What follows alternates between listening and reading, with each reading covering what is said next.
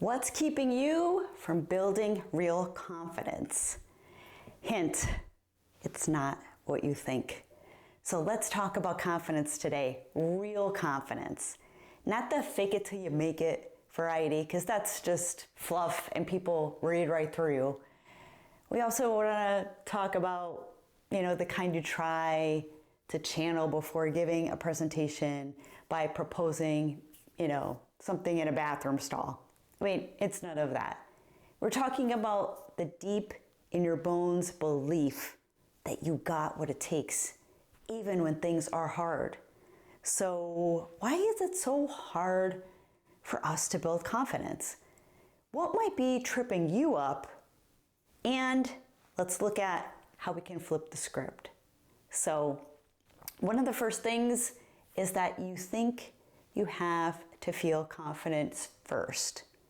So confidence isn't a prerequisite for action. It's the result of action. So in a study published in Personality and Social Psychology Bulletin, researchers found that taking action, even before feeling ready, and that's the problem with most of us, right? It builds self-trust and self-efficacy.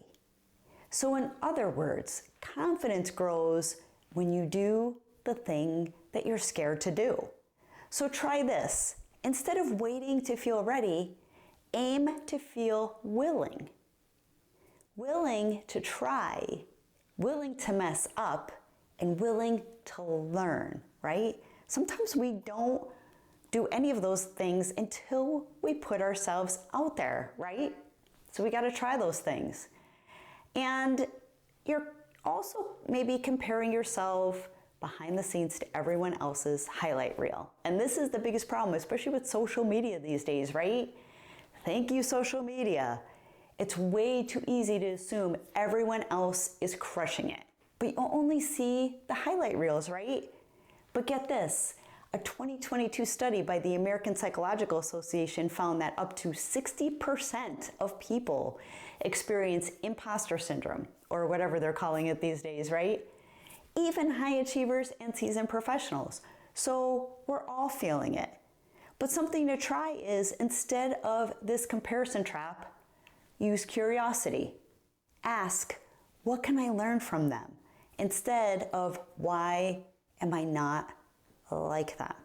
And if they're individuals that you could actually have a conversation with or meet, it's a great way to network, right? Because sometimes the people that, that we're nervous around, or we feel like they're crushing it, or some people we don't even like because maybe we're jealous, they're the people that sometimes when you start digging in a conversation, they've become your best champion and friend. So give that a shot. And you also might think that confidence means never doubting yourself. So real confidence includes self-doubt. It just doesn't let it drive the car, right? So we always have that self-doubt, no matter what. Self-doubt is part of human experience. What matters is how you respond. So according to Harvard Business Review, the most confident leaders are the ones that acknowledge their insecurities, but still act in alignment with all of their values. So try this. Reframe doubt as a signal, not a stop sign. It might mean you're stretching, you're growing, or you're doing something that really matters to you, which is really cool, right? And you may also not be giving yourself credit, and I'm sure that you're not. How often do you finish something and immediately move on to the next thing without celebrating what you just pulled off and your success, right? Neuroscience shows that celebrating the small wins, it boosts dopamine, which strengthens motivation and self-belief.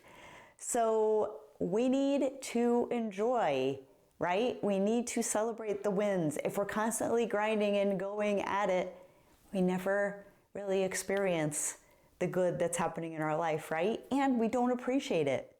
So try this. Keep a confidence file or a confidence journal.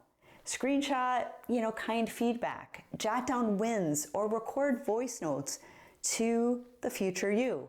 you'll be surprised how quickly it adds up. And if it's something that you're doing like that work related, I know I keep like a spreadsheet on my laptop that I put every week some of the wins that I have.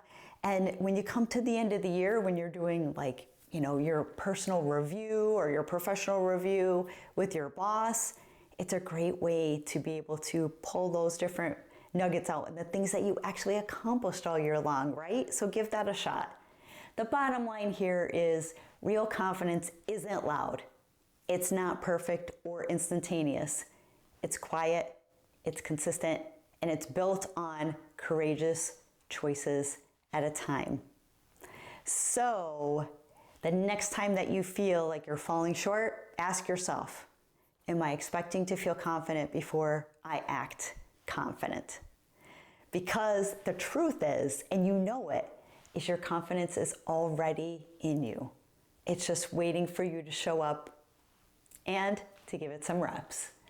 So let's make it practical. What's one bold, small, messy action that you can take this week to build your confidence? So if you found this content valuable, helpful, beneficial to you, please consider sharing, please consider subscribing. And if you have any tips or tricks on how you bring confidence to life, even when you feel like you're not, I would love to hear from you. Put it in the comments. And we will see you on the next video.